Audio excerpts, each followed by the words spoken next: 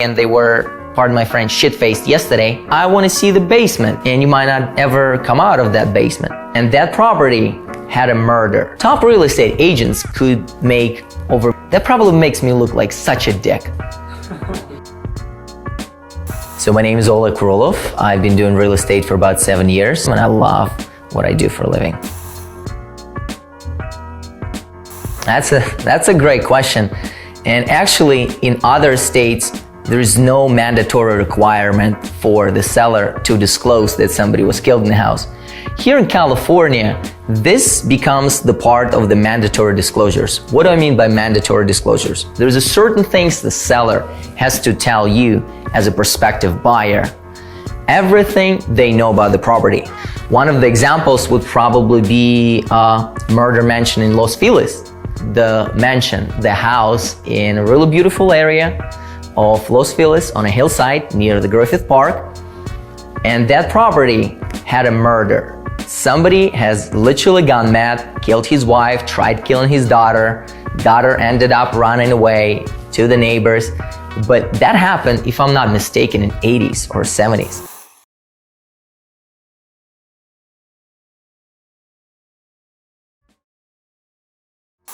Since then, nobody has lived in the house. So it's been a lot of years, and right now you can still, well, some people claim that you can still find some magazines from around that time. However, the truth is, nobody has lived in a house since then. Somebody was killed in a house, it's been known, it's made national news, it's one of the local celebrity stories, and nobody has lived in the house. I understand it's an exception to the rule, but it goes to show you that it is very important to know if somebody has been murdered in the house. Now, if it's been more than 3 years, the seller does not have to disclose if anybody died in the house. The average sale in Los Angeles County will probably be $500,000 to $700,000 divided or multiplied by 2.5%, which has been going down with certain areas, divided by the split that you have with the brokerage. That will be the commission that the real estate agent gets before taxes. And don't forget to pay taxes as well, because that gets people in trouble. Top real estate agents could make over $1 million consistently, and that's what the top producers are doing. But I can totally see people making very little money in real estate as well. Well, there's a certain period of time that is given to you as a buyer that entitles your understanding that this is the property you're purchasing. You can do whatever investigation that you want. You could bring somebody who cleans the houses from bad spirits. You could bring the inspector that's gonna tell you that the roof is leaking. You could talk to your neighbors, and you have a certain amount of time. Your contingency, which is something that protects you as a buyer, that extends usually for 10 days or 2 weeks, depending on the property. You as a buyer can go to the seller and purchase their property to begin with. And there's an amount of transactions that happen like that. And I can totally see how the internet era changes the meaning of a realtor or the job that I do. 30, 40 years ago, as many years ago as I wasn't alive back then, but at that point in time, realtors were the people that just had this information. What house was for sale? There was no internet, there was only a huge yellow book that was printed once a week. So I, as a realtor, as a person that was selling real estate officially, I was the only one who knew that the house at 123 Main Street was for sale. You didn't, because you didn't have an access to the internet. Nowadays, my role as a realtor has changed dramatically. I very rarely find houses to my clients, believe it or not. My clients that work with me, there's systems that are in place that are there to provide the information and to give the information to my clients right away. So they're gonna be the first ones to find out, oh, by the way, this condo just got on the market, this house just got on the market, can we see it? And that's where my job begins, to analyze whether or not the property makes sense, whether or not the property has the value or the perception of the value is there. How much should we pay for it? How would this neighborhood look like?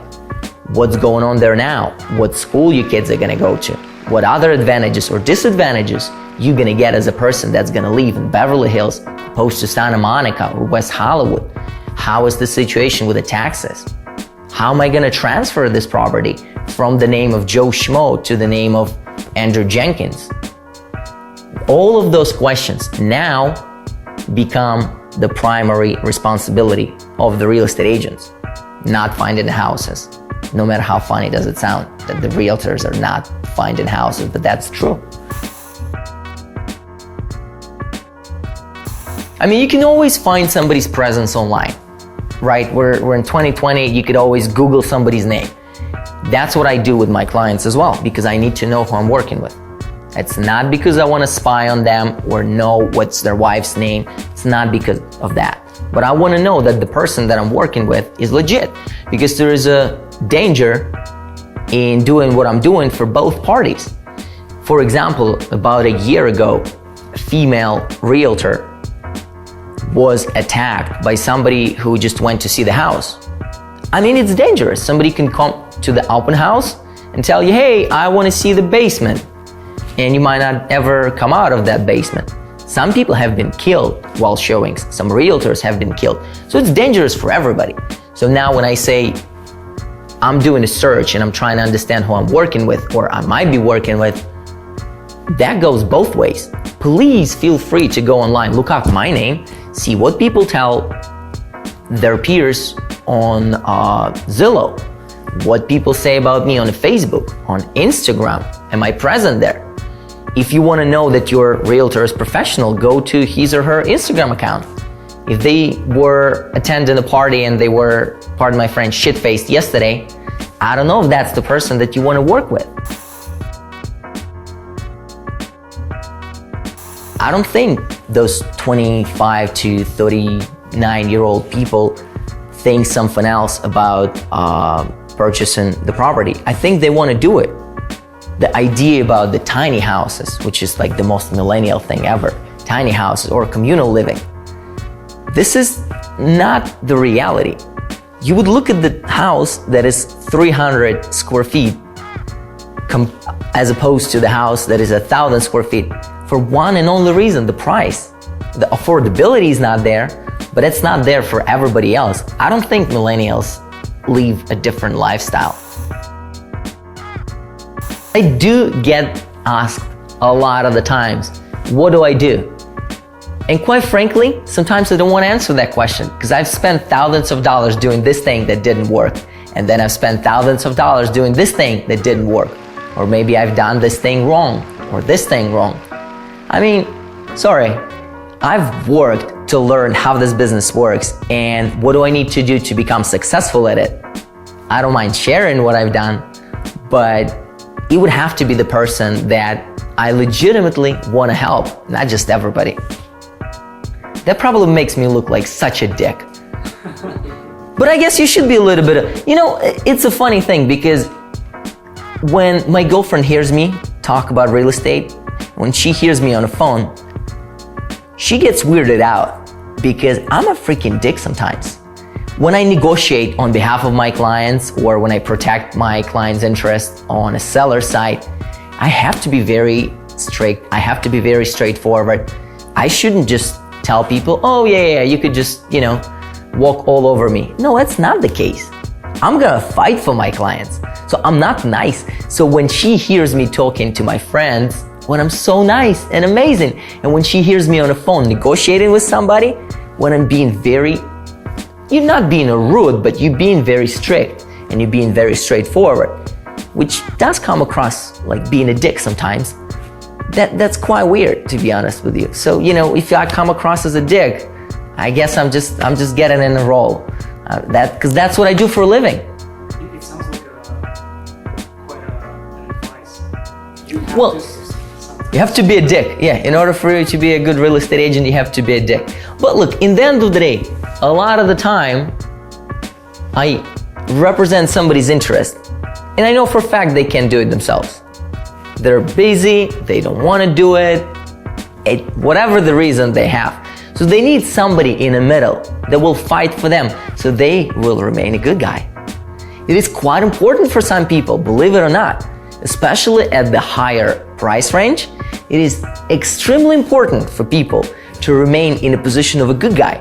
So they need to hire a bad guy, which is me. It's probably helpful. I can see that being very helpful if you work in a specific niches of real estate, like land acquisition. That could be very, very helpful to you to understand how the law works. But in general, you as a real estate agent could get the majority of information from the sources available. You don't have to go to college.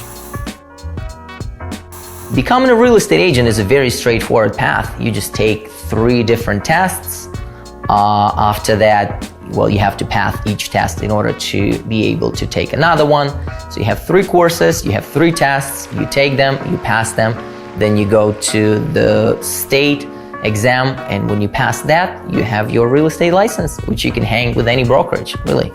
So becoming a real estate agent is a very straightforward thing, very straightforward path.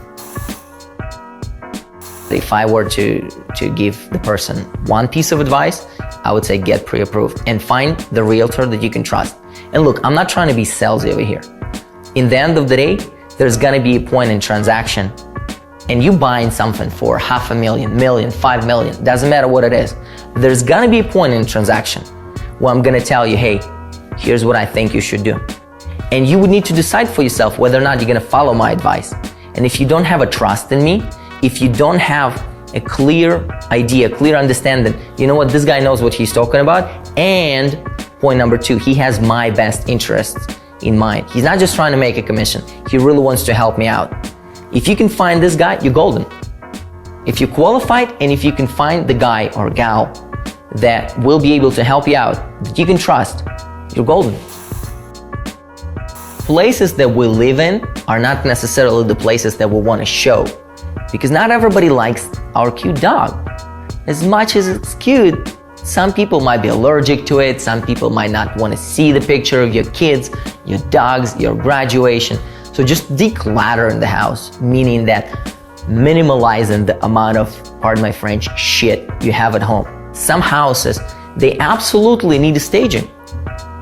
I love your grandma's couch, but it's gonna scare the buyers. That thing has to go. And it's not because I'm bad, it's not because I'm rude, I'm really trying to sell your thing for as much money as I can. Whatever that is, house, condo, it doesn't matter. But once again, it comes down to the trust.